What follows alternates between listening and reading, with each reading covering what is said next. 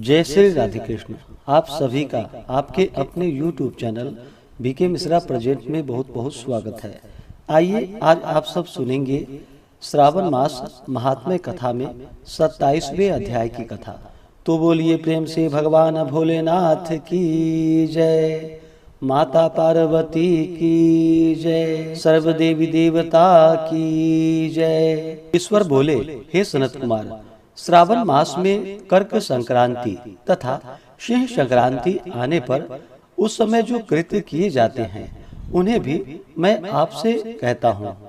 कर्क संक्रांति तथा सिंह संक्रांति के बीच की अवधि में सभी नदियाँ रजस्वला रहती है, अतः समुद्र गामिनी नदियों को छोड़कर उन सभी में स्नान नहीं करना चाहिए। कुछ ऋषियों ने यह कहा है कि अगस्त के उदय पर्यंत ही वे रसवाला रहती हैं।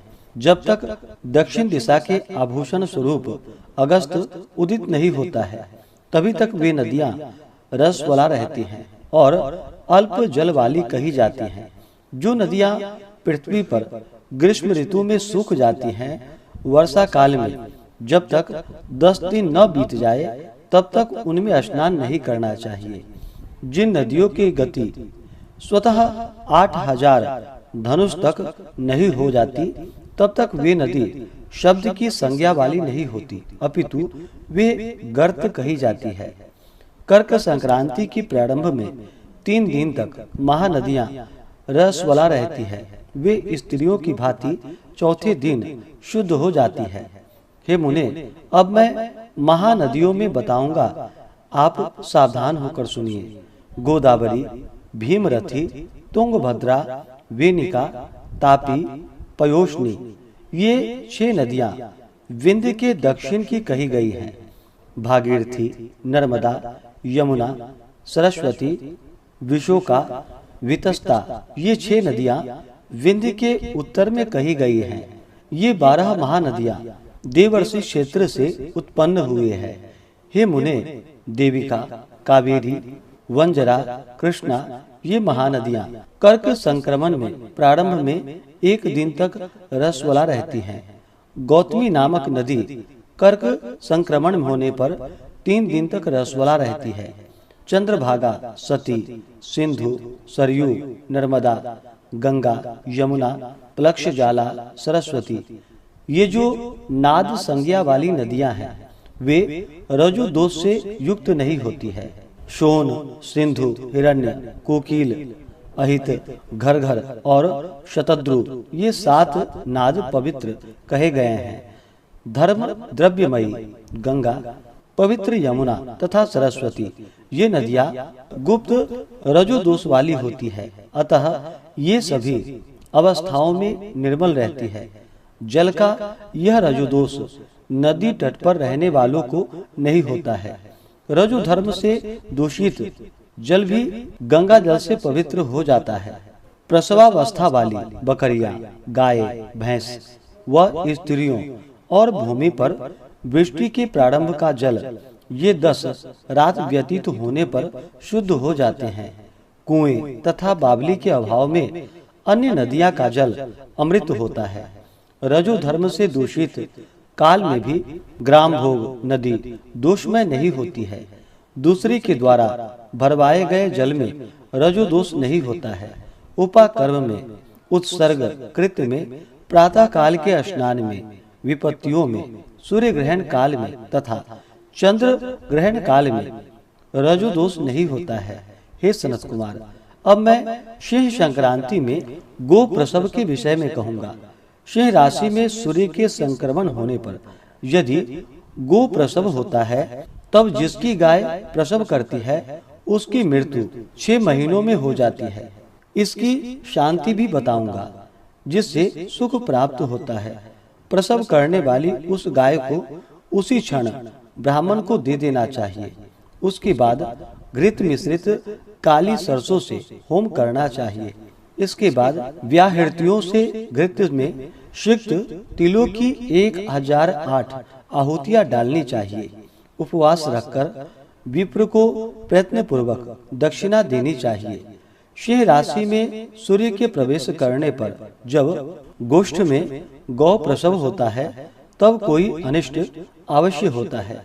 अतः उनकी शांति के लिए शांति कर्म अनुष्ठान करना चाहिए। अश्यवाम इस सूक्त से तथा तद विष्णु इस मंत्र से तिल तथा घृत से 108 आहुतियां देनी चाहिए और मृत्युंजय मंत्र से 10,000 आहुतियां डालनी चाहिए। उसके बाद श्री सूक्त से अथवा शांति सूक्त से स्नान कराना चाहिए। इस प्रकार किए गए विधान से कभी भी भय नहीं होता है।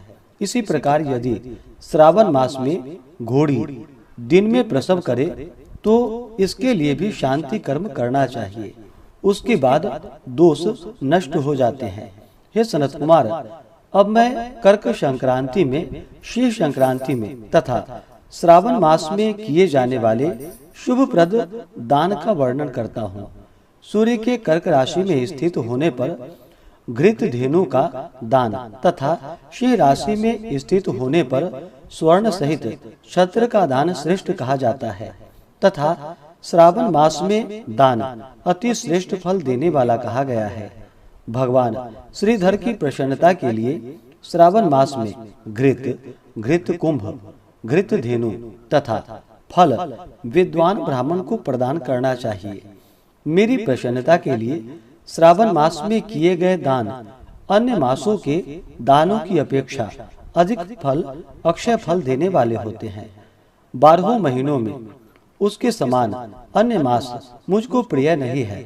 जब श्रावण मास आने को होता है तब मैं उसकी प्रतीक्षा करता हूँ। जो मनुष्य इस मास में व्रत करता है वह मुझे परम प्रिय होता है, क्योंकि चंद्रमा ब्राह्मणों के राजा हैं, सूर्य सभी के प्रत्यक्ष देवता हैं। ये दोनों मेरे नेत्र हैं। कर्क तथा सिंह की दोनों संक्रांतियां जिस मास में पड़े उससे बढ़कर किसका महात्म्य होगा। जो मनुष्य इस श्रावण मास में पूरे महीने प्रातः काल स्नान करता है वह 12 महीने के प्रातः स्नान का फल प्राप्त करता है। यदि मनुष्य श्रावण मास में प्रातः स्नान नहीं करता है तो 12 महीने में किए गए उसके स्नान का फल निष्फल हो जाता है। हे महादेव, हे दया सिंधे, मैं श्रावण मास में उषा काल में प्रातः स्नान करूंगा।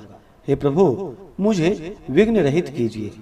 प्रातः स्नान करके शिव जी की पूजा करके श्रावण मास की सतकथा का प्रतिदिन भक्ति पूर्वक श्रवण करना चाहिए। बुद्धिमान व्यक्ति को इस प्रकार से ही मास व्यतीत करना है। अन्य मासों की प्रवृत्ति पूर्णमासी प्रतिपदा से होती है, किंतु इस मास की प्रवृत्ति अमावस्या की प्रतिपदा से होती है। श्रावण मास की कथा के महात्म्य का वर्णन भला कौन कर सकता है। इस मास में व्रत, स्नान, कथा, श्रवण आदि से जो 7 प्रकार की वंध्या स्त्री होती है वह भी सुंदर पुत्र प्राप्त करती है। विद्या चाहने वाला विद्या प्राप्त करता है। बल की कामना करने वाले को बल मिलता है। रोगी आरोग्य प्राप्त कर लेता है। बंधन में पड़ा हुआ व्यक्ति बंधन से छूट जाता है। धन का अभिलाषी धन को पा लेता है। धर्म के प्रति मनुष्य का अनुराग हो जाता है तथा पत्नी की कामना करने वाला उत्तम पत्नी पाता है। हे मानव, अधिक कहने से क्या प्रयोजन। मनुष्य जो चाहता है उसको पा लेता है और मृत्यु के बाद मेरे लोक को पाकर मेरे सानिध्य में आनंद प्राप्त करता है। कथा सुनाने के बाद वस्त्र, आभूषण आदि से कथावाचक की विधिवत पूजा करनी चाहिए।